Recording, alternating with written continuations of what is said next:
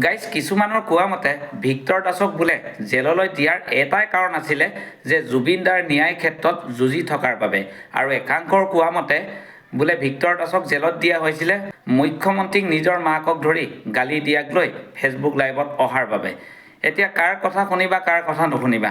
আৰু যদিহে ভিক্টৰ দাসে জুবিন দাৰ ন্যায় ক্ষেত্ৰত মান মতাৰ কাৰণে যদি জেলত দিব পাৰে আৰু যদিহে ভিক্টৰ দাসে মুখ্যমন্ত্ৰীক যদি নিজৰ মাকক ধৰি গালি দি ফেচবুক লাইভ কৰাৰ কাৰণে যদি জেলত দিব পাৰে তেনেহ'লে আপোনালোকক আজি মই এটা ভিডিঅ' দেখুৱাম। তেতিয়াহ'লে এই মিয়াটোৱে আজিলৈকে কিয় এৰেষ্ট হোৱা নাই প্ৰথমতে এই ভিডিঅ'টো চাই লওক।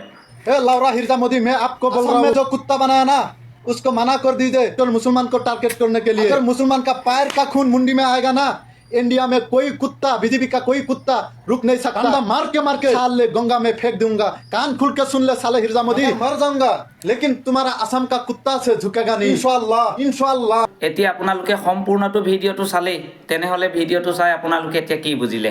মোদীক কৈছে হিজিৰা আৰু মুখ্যমন্ত্ৰীক কৈছে কুত্তা। এতিয়া আপোনালোকে চাওক যিজন মানুহে গোটেই ভাৰতখন চলাই আছে তেখেতে হৈছে দেশৰ প্ৰধানমন্ত্ৰী নৰেন্দ্ৰ মোদী। তেখেতক বনাই দিছে হিজিৰা আৰু আমাৰ অসম ৰাজ্যক চলাই থকা যিজন মুখ্যমন্ত্ৰী হয় তেখেত হৈছে আমাৰ হিমন্ত বিশ্ব শৰ্মা। তেখেতক বনাই দিছে কুকুৰ। তেনেহ'লে অলপ লজ্জাজনক কথা নে?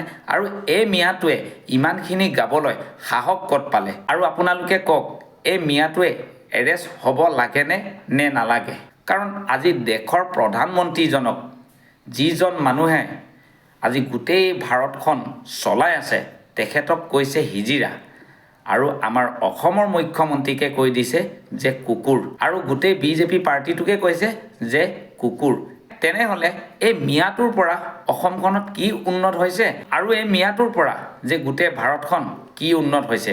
মানে দেশৰ মুখ্যমন্ত্ৰীক আৰু দেশৰ প্ৰধানমন্ত্ৰীক আৰু গোটেই বিজেপি চৰকাৰখনক কুকুৰ কুত্তাৰে হিজিৰাৰে গালি দিয়াটো উন্নত হ'বনে?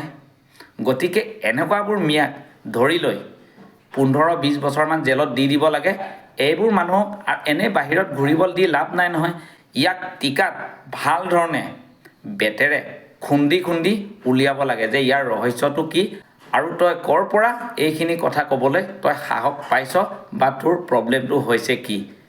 সুদ মানি কেলা সুদুৰ ভাই মিয়া।